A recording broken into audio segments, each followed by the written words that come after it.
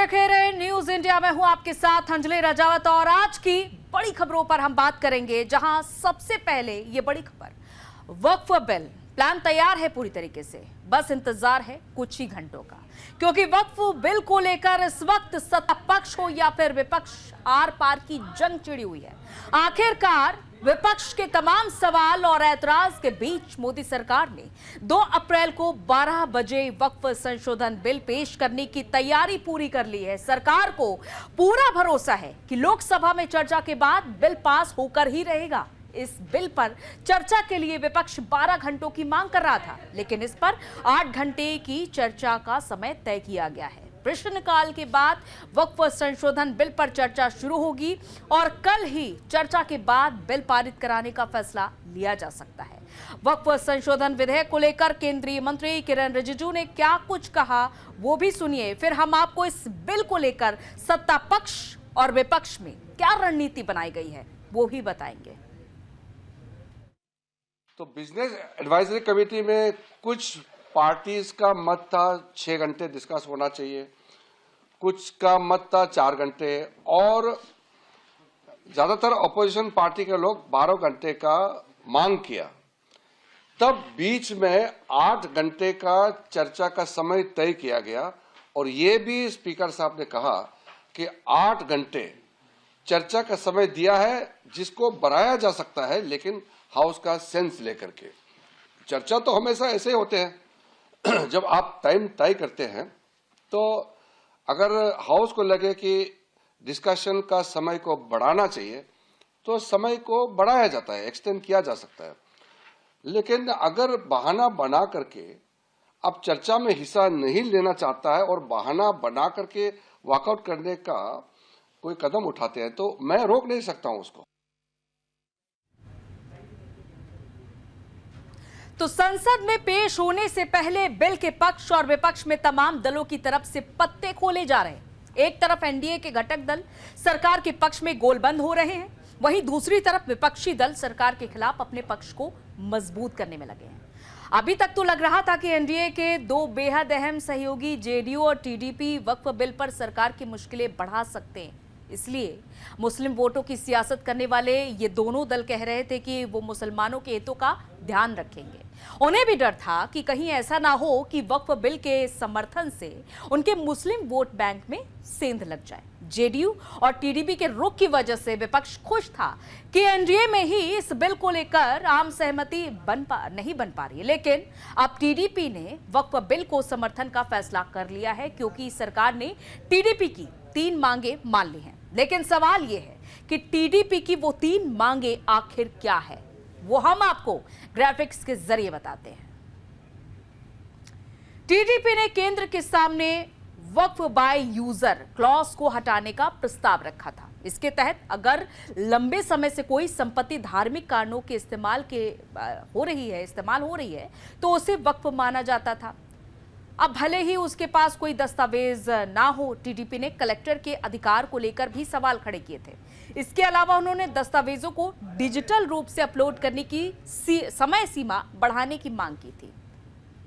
हालांकि एनडीए की तरफ से एक और सहयोगी यानी कि जेडीयू का स्टैंड फिलहाल क्लियर नहीं लग रहा है। जेडीयू की भी 3 मांगे थी, इसलिए जेडीयू वक्फ संशोधन बिल के साथ तो दिख रही है, लेकिन पहले बिल का मसौदा देने की बात कह रही है। जेडीयू के कार्यकारी अध्यक्ष संजय झा और केंद्रीय मंत्री ललन सिंह ने संसद भवन में गृह मंत्री अमित शाह से मुलाकात की। दरअसल जेडीयू ये साफ करना चाहती है कि पार्टी ने जो संशोधन सुझाव दिए थे उसे सरकार शामिल कर ले, ताकि उनके मुस्लिम वोटों पर सेंध न लगे। अब हम आपको 2 सहयोगी दल यानी कि टीडीपी और जेडीयू के नेताओं को सुनवाना चाहते हैं। सुनिए बीजेपी के सहयोगी बिल को लेकर क्या कुछ कह रहे हैं। कि जेडीयू को या नीतीश कुमार जी को कांग्रेस पार्टी के सर्टिफिकेट की कोई जरूरत नहीं है। वो अपने गिरेबान में झांक के देखें, कितना साल इस देश में शासन किए, बिहार में कितना साल शासन किए, मुसलमानों के लिए क्या किया उन्होंने, उसका भी तो बताएं। नीतीश कुमार जी को सर्टिफिकेट की जरूरत नहीं है। नीतीश कुमार जी ने पिछले 20 वर्षों में मुसलमानों के हक में उनके सामाजिक, आर्थिक, शैक्षणिक उत्थान के लिए जो काम किया है वो देश की आजादी के बाद किसी राज्य में आज तक किसी सरकार ने काम नहीं किया। कल पार्लियामेंट में पेश होने वाले वक्फ संशोधन बिल पे पूरे देश की नहीं पूरे मुस्लिम समाज की निगाह भी जमी हुई है।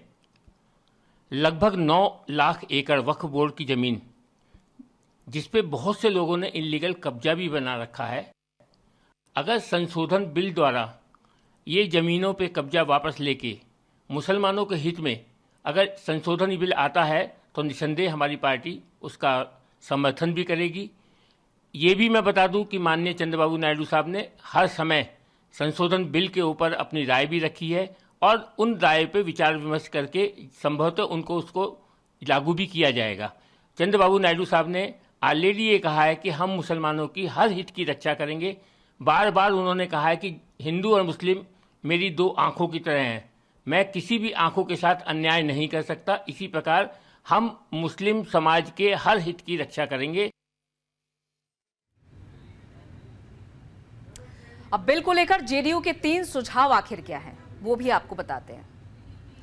सूत्रों के अनुसार जेडीयू ने सरकार से कहा है कि नए कानून को पिछली तारीख से लागू नहीं करना चाहिए, यानी मौजूदा पुरानी मस्जिद, दरगाह या अन्य मुस्लिम धार्मिक स्थान के साथ कोई छेड़छाड़ ना हो। वक्फ कानून में इसका स्पष्ट प्रावधान होना चाहिए। जमीन राज्यों का विषय है, जमीन पर राज्यों की स्पष्ट राय भी ली जाए।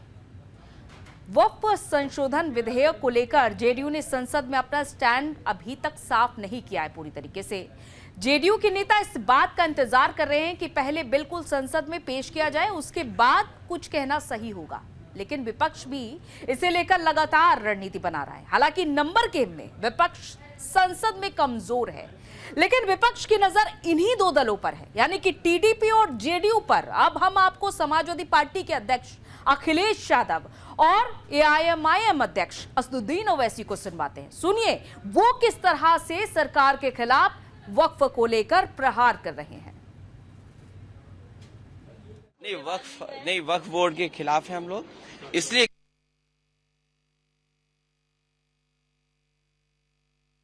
खिलाफ हैं क्योंकि भारतीय जनता पार्टी हर जगह हस्तक्षेप करना चाहती है।